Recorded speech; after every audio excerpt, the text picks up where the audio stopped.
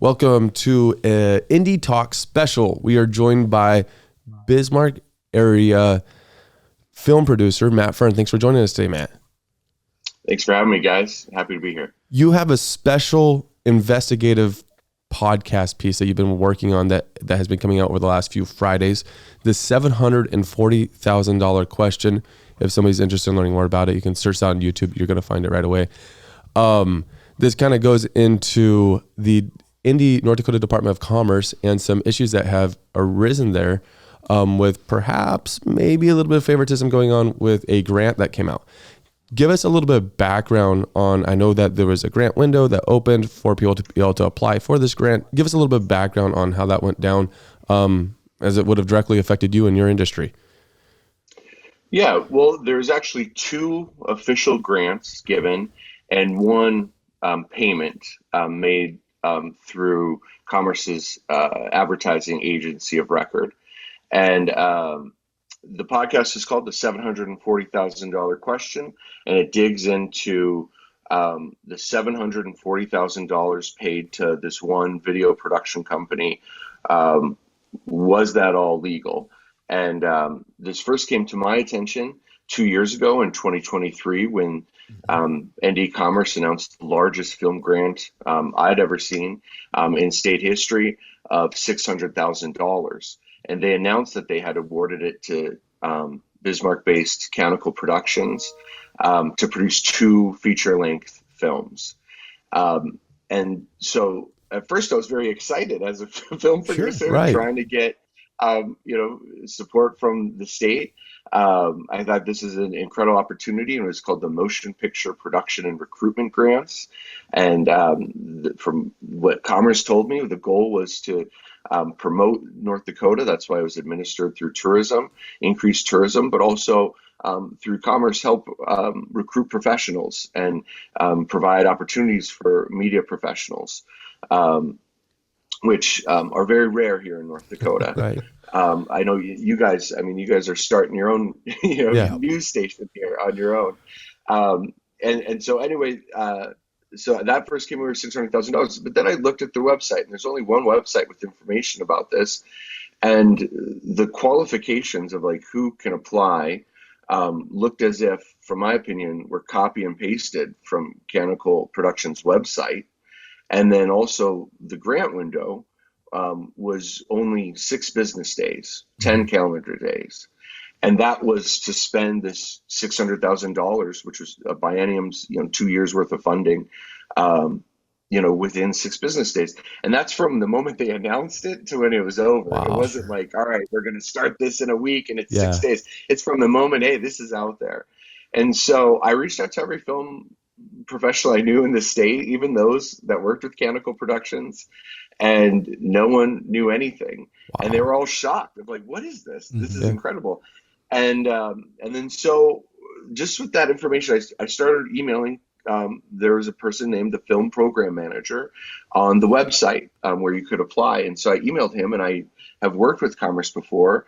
I'm from North Dakota. I've reached out trying to help, film opportunities and partnerships. Specifically, I helped try to get a website through the Department of Commerce. And so I kind of knew these people, and so I felt comfortable like emailing them, like, what's going on? I really trusted these people. And I reached out, and they said, yeah, this is normal. And this actually is based upon the $100,000 grant we gave out 2 years ago. And I Googled that right away because I had never heard anything about this. Wow. And I said, well, any chance that Canonical got that $100,000 as well? And they said, yeah, actually Canonical got the whole thing. And I said, well, how long was the open bidding process? And they said there was no open bidding process. And so I was confused because I thought everything over $25,000 went through a RFP, request for proposal, or a competitive bidding process. Since this is state funds, this isn't a private investor or a rich uncle. It's government money. And so I was very confused of why that happened. And so then I requested I did an open records request, asking for just more information. And maybe there's more behind the scenes. Maybe, I'm not seeing the whole picture. This isn't my full-time job either. Right. Yeah, exactly. I don't work for the government. And so when I got the open records request, it was even more shocking because there was just so little requirements or accountability in terms of what was required for that $600,000. Yeah. Because that $100,000, nothing was required. It Wow. just was given to this company. I think that right there's been one of the most surprising parts for me is like the government gave out $600K, and even in different stories that we followed and that we've looked into, the reporting process on it is pretty extensive, and they're willing to shut down operations or their involvement in it if it's not followed. But this seems like it's just, here's $600K, go do with it, and hopefully we have some assets in a couple years or something. It just seems like it's very open-ended. Is that what you've kind of seen? Yeah, I mean, I made an hour and a half podcast of how exactly open-ended this is. Right. I really could go into it, but so Commerce's whole argument on this and kind of the pushback that we keep getting. I say we because it's not just me, myself, and 26 other filmmakers from around the state have for 2 years been trying to get some answers. That has to be the majority of film production in the state of North Dakota at that point. I can't imagine there's too many other producers around the state than what's in your little group there. From what I know, and there actually are a lot more that are part of our group that just don't feel comfortable putting their name out there because they work with Commerce or the state a lot. Yeah. But you'd think Commerce would take this seriously or provide better answers, but they're saying that they gave out this money because there was a legislative footnote added to the bills that directed this funding. And so from my understanding, that's why they're saying it all went there. And the footnote was an added sentence at the bottom of the bill, not near the bill, it's at the bottom on I think even a separate page. I don't know exactly for sure. I haven't looked at it for a while. Sure. But it says all of these funds, basically it says all these funds go directly to Canonical Productions. They specifically name a for-profit company to get all these funds. And that's what happened to $600,000. And so that's why they said there was no open bidding process, because they said, well, this is the legislative intent. They've said to do that. And then the $600,000, I was like, well, why did you guys have this bidding process if it said the same thing? And they said, well, we talked to the Attorney General's office, and they advised us to have an open bidding process. But that process, from my perspective, again, it looked like they copy and pasted who can apply from Canonical's website. They only gave 6 days. And Canonical was definitely aware this was coming because when I got the open records request, I was able to kind of see their application, which didn't even have an address on it, didn't have a script, budget, any information, timeline information. It did say everything would be done by June 2025 and released, but that has come and gone and never happened. My bad. But anyway, it's just very frustrating. And then also, Commerce posted this grant application, the 6 business day grant application, Friday at 4. Canonical responded with their application Sunday morning, less than 48 hours after. So they must have knew, this is coming. I assume they knew. Wait. And I did. Oh, sorry. So it's posted at 4:00 on Friday. They've applied by Sunday, and Sunday morning. All the filmmakers in North Dakota got a notification at Friday at 4 that this was online, or probably not. Well, that's if you were on, I think, their bidding system. Eventually, I believe the Williston Herald later in the week picked it up, and there were 3 other applications submitted for that $600,000. They came within the last 48 hours. Right. So I mean, it was at least days after. So for Canonical to know. Yeah, when you go and you apply for a grant, at least in my experience, I've never done it when it opened. I always pushed it because you go and you're going to look through your application again. And you want a good application. Yeah, right. But there was no requirements. And even one guy who applied emailed Commerce or the film program manager and said, "What do we need?" And they said, just a description of what you want to do. No requirements of a budget, timeline, anything that I've seen as a producer had to do. I mean, there's strict requirements on how these funds should be spent. Yeah.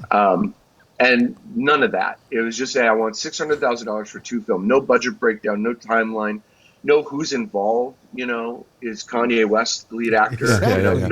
No problem there. But this is state funded. Right. Is this pro-Russia? Film? That's a good point. Who's invested in this? No one knows. Right. And They didn't require any of that, and not even an address, a physical address, because Mechanical Productions, the only person listed on this application is this founder, Dan Belinsky, Okay.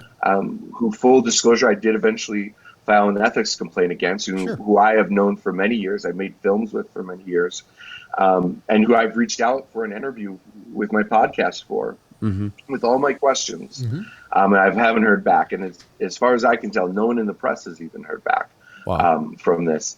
But, Dan was able to submit his application within, 48 hours of when it was announced.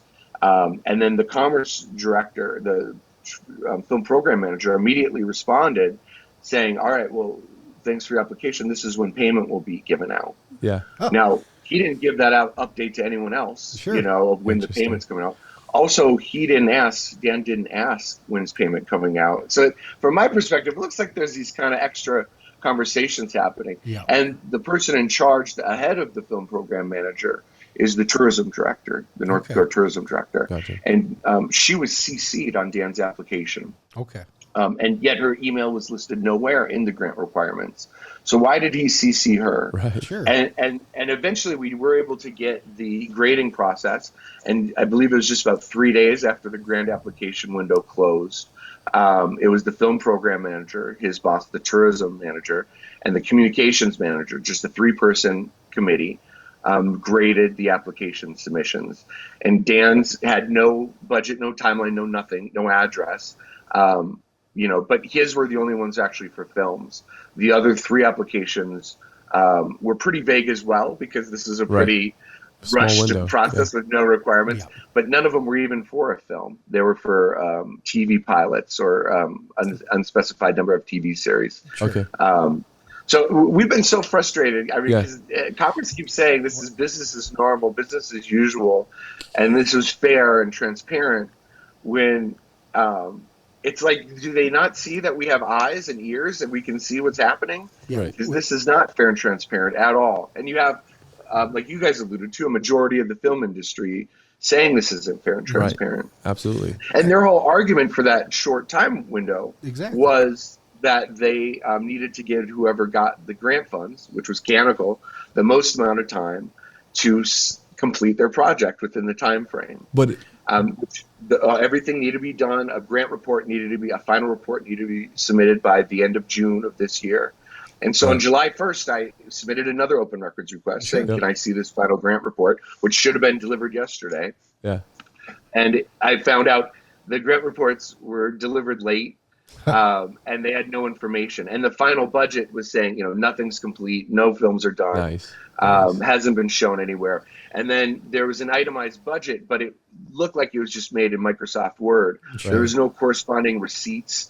And there was even questionable charges, like a $8,000 legal charge, which is like, that's not a film production expense, or a $500 music video charge, which is, Mechanical Productions did just release a music video that Dan directed, was that $500? And also, why are you using grant funds for something that wasn't even part of the film that you didn't release? Part of the original application. Oh, it's frustrating. It's crazy. And so it's very complicated and frustrating. And I hate the fact that I have to be talking to you guys about this. I wish I could be talking about cool projects in North Dakota. But it's been 2 years, and Commerce keeps saying this is business as usual.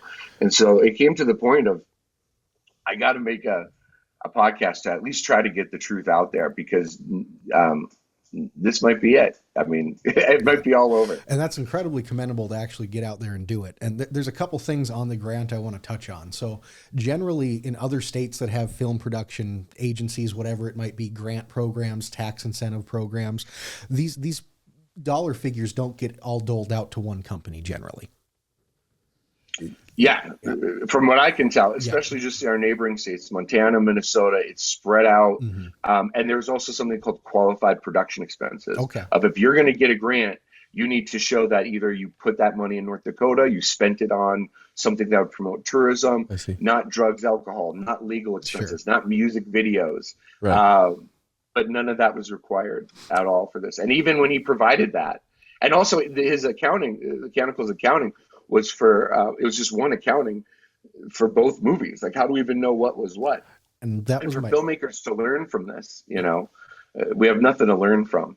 And that was kind of another one I was going to get to. So they allocated them $600,000 to produce 2 feature-length films within 2 years. Is that correct?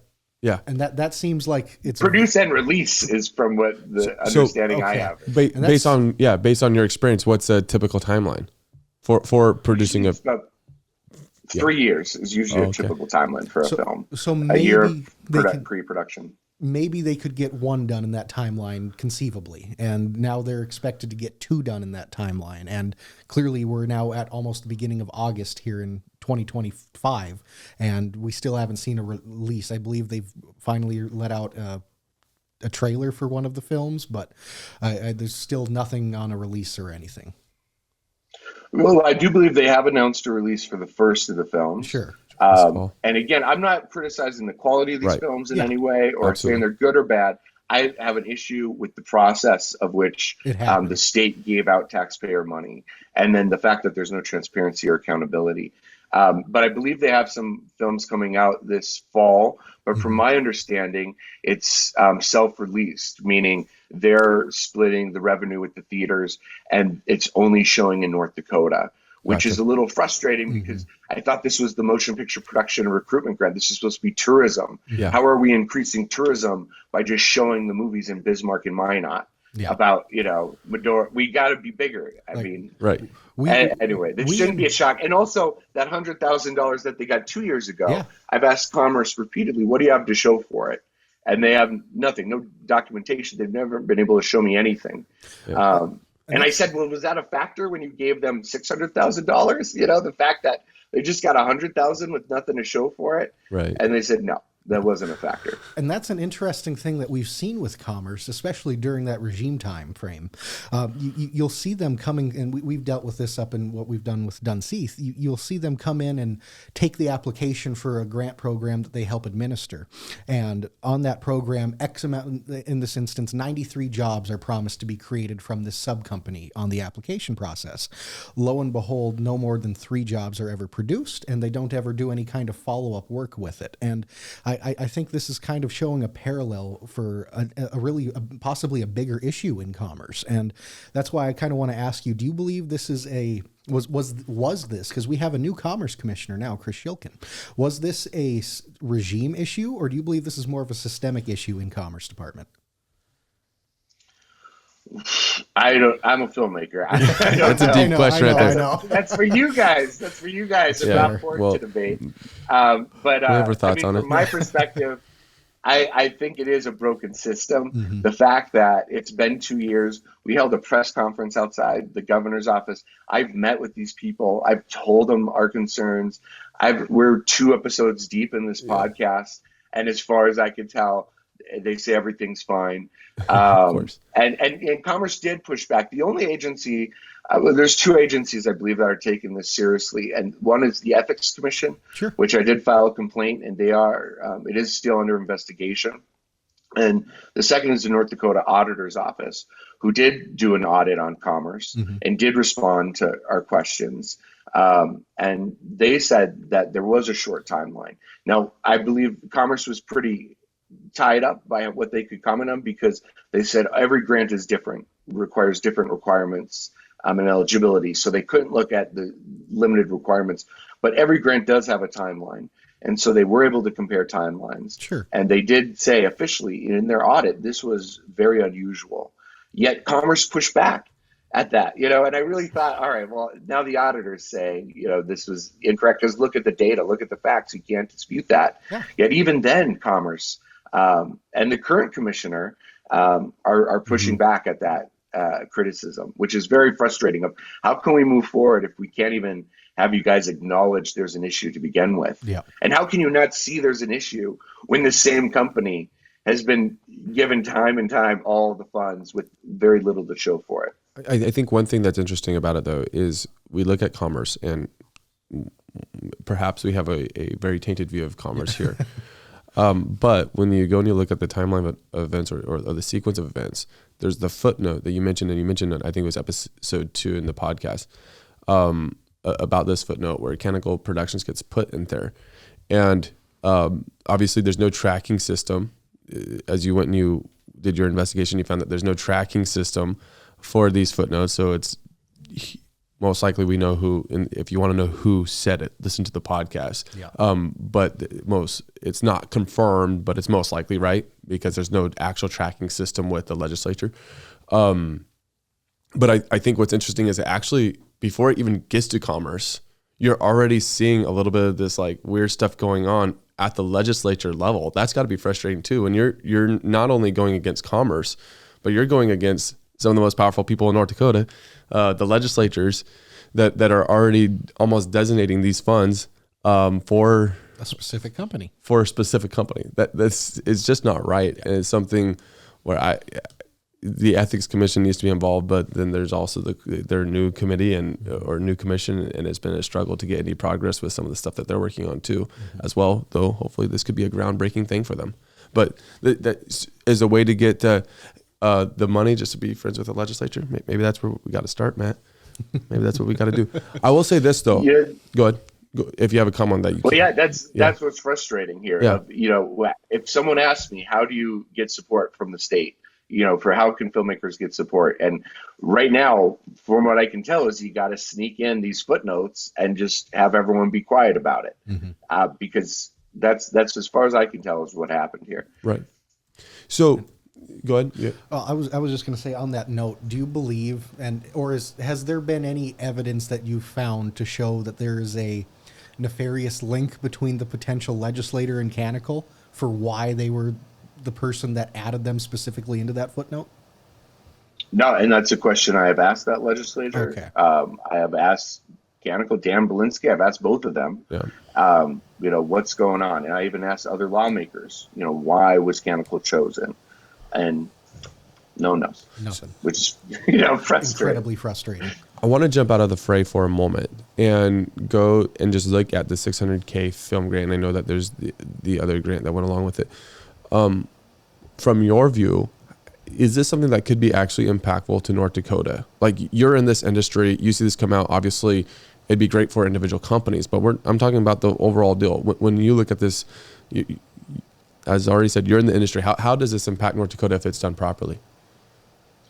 I mean, it's a game changer, and we are way behind the times. Okay.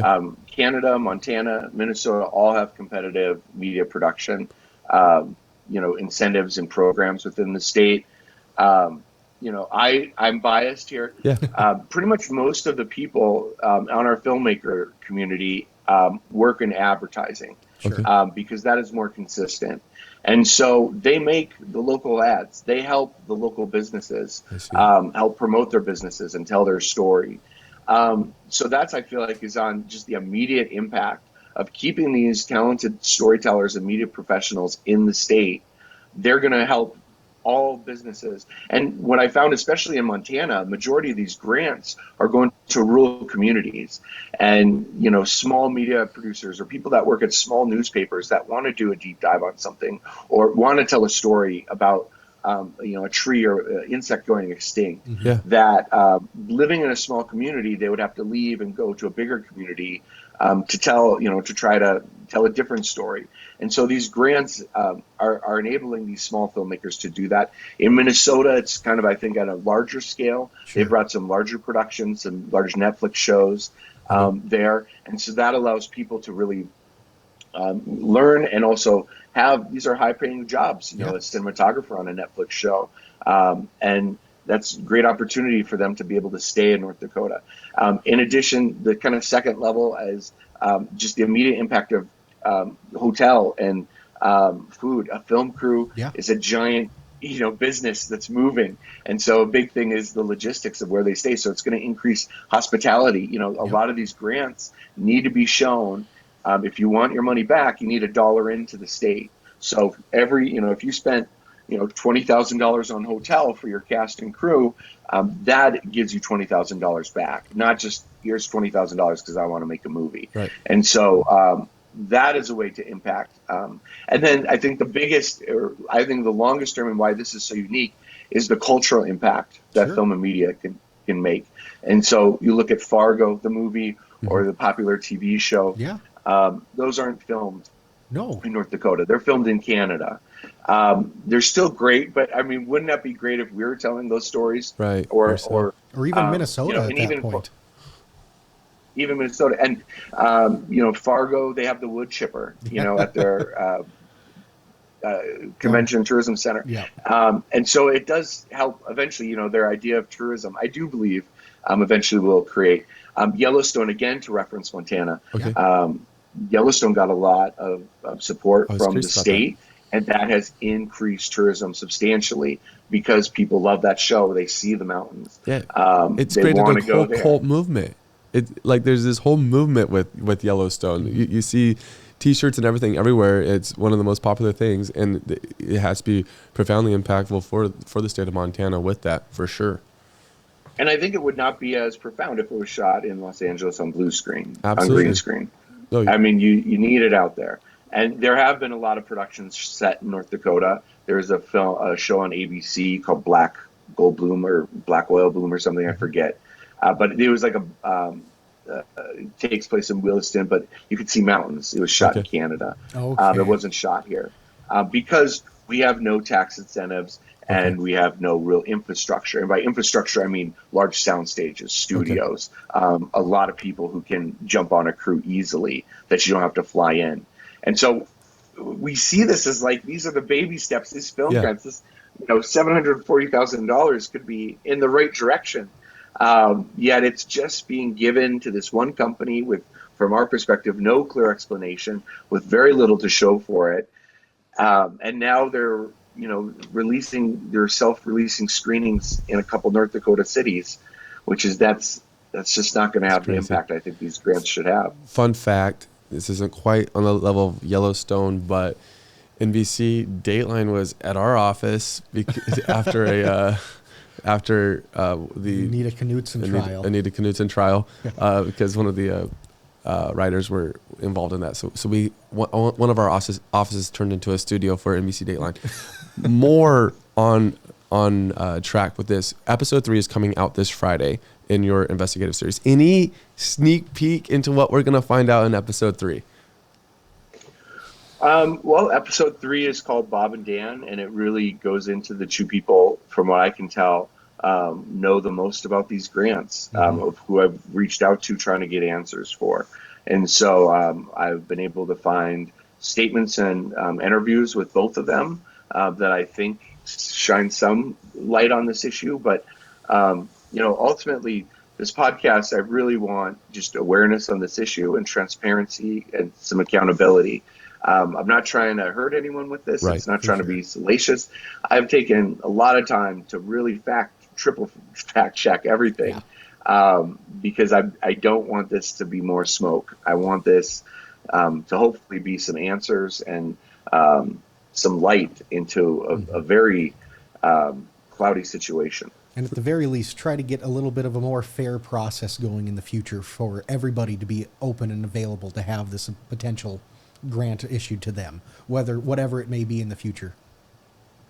Yeah, I would love to try to advocate for film grants, but it's going to be really hard to advocate for them when they say, well, what happened to that $740,000 we gave you? Unfortunately. Sure. And so I'm trying to figure out what happened. I would encourage anybody to go, like I said, you can go to YouTube, search that. Also, there will be a link in the description of this video, so you can go and directly check out that series. Episode 3 comes out this Friday. And the quality of them is fantastic. It's like you're listening to a dramatized audio series. It's really great quality, so you can actually enjoy it. It's not just somebody having a long monologue. There's bits and pieces, a lot of fun audio experience for the podcast. So really great job on the production of it. But that's what you do, so so we'd expect nothing less. Thanks. Yeah. Well, I'm not a news reporter, not a politician. Yeah. Right. I've made it just like if I would make a movie, but just without the video. Exactly. No. Tremendous program. We appreciate all you're doing. We look forward to continuing to follow this along as it progresses. Obviously, this Friday we have the 3rd final episode coming out, and hopefully after that we can start finally seeing some resolutions come to this situation. Absolutely. Thank you. Really appreciate you coming on today. Yep. Thank you, Matt.